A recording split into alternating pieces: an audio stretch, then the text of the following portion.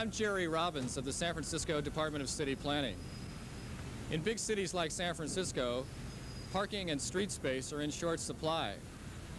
With narrow streets and heavy volumes of traffic, parking enforcement becomes very important in keeping our streets moving.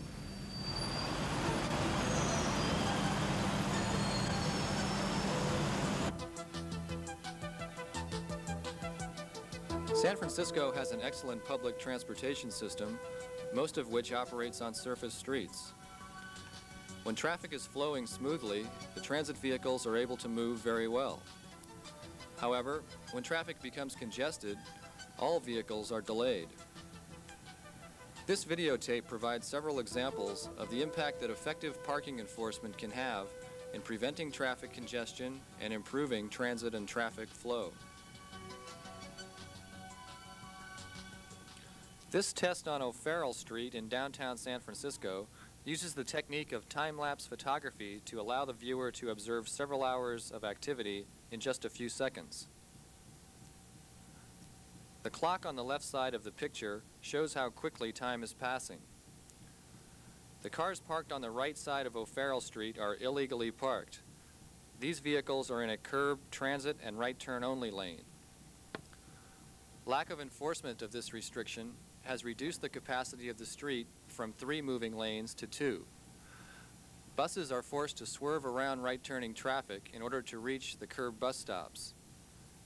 Despite the appearance of rapid movement created by the time-lapse effect, traffic here is actually moving very slowly, about 4 miles per hour. Behind the camera, traffic is congested for several blocks.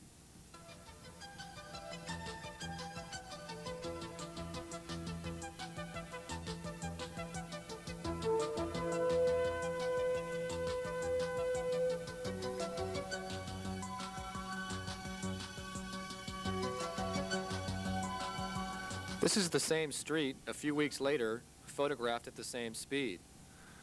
The right curb lane has been restored to its intended purpose of a transit and right turn lane.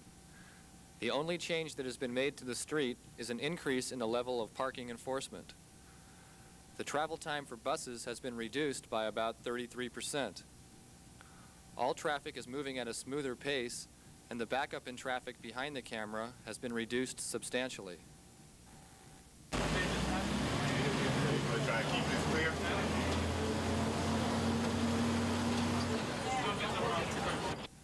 With enforcement, buses are able to take advantage of the curb transit lane to bypass congested traffic.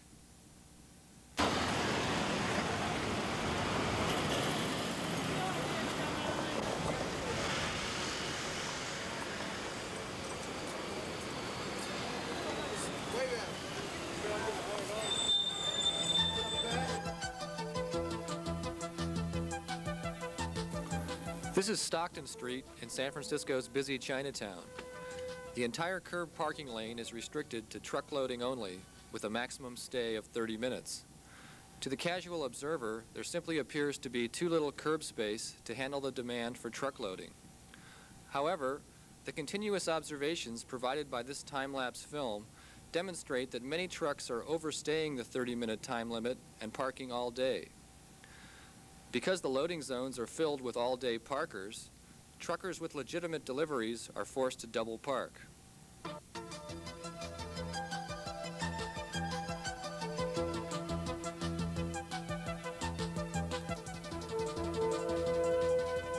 The impact of parking enforcement is shown in this after segment. All-day parking at the curb has been virtually eliminated. Curb spaces are available for truck loading, and the incidence of double parking has been reduced dramatically.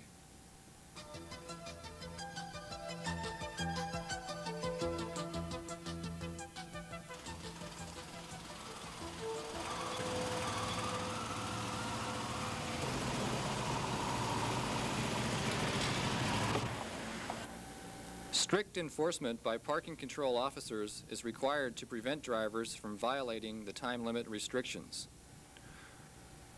Merchant reaction to the program has been favorable. I'm here with Burton Lee of the Hop Sang Market on Stockton Street. Mr. Lee, the sign behind us says that this is a truck loading zone and that no one is to stay more than 30 minutes. What happens when those restrictions are not enforced? If those restrictions are not enforced, the vehicles here are usually parked here all day. They use their vehicles as a warehouse. So it causes a traffic jam because we that have to unload here will have to double park. And when we double park, then we cause a huge traffic jam on Stockton Street. The buses, the fire equipment and whatnot cannot go through Stockton Street. It's just backed up, bumper to bumper. What happens when the restrictions are enforced? If they are enforced, then we could get to the curb and then we could unload. So there is hardly any double parking at all on Stockton Street. Thank you very much, Mr. Lee. I appreciate your comments. You're welcome.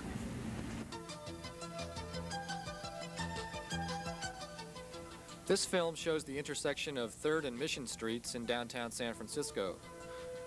Traffic moving toward the camera on 3rd Street sometimes backs up across Mission Street, preventing Mission Street traffic from proceeding. Vehicles have entered the intersection without being able to exit on the other side. This causes backups on Mission Street, setting off a chain reaction which can create gridlock throughout the downtown.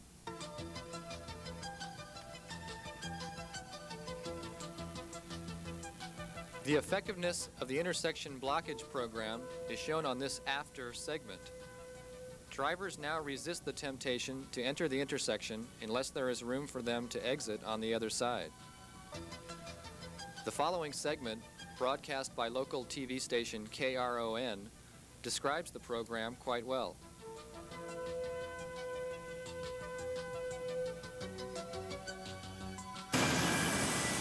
This evening, Officer Robert Maddox was giving out citations to drivers ignoring the warning sign, "Don't block the box." I wasn't. It was green. They just said the car in front of me stopped.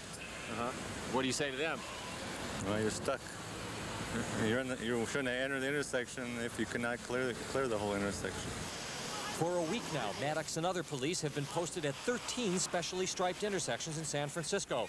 They've given out more than 300 tickets to drivers who cause traffic jams by blocking intersections. Commander Isaiah Nelson. The light turns green for the cross traffic, and the cross traffic can't get through, and so they get frustrated, and next time the light turns green for them, then they ease their way out, and so everything just gets snarled.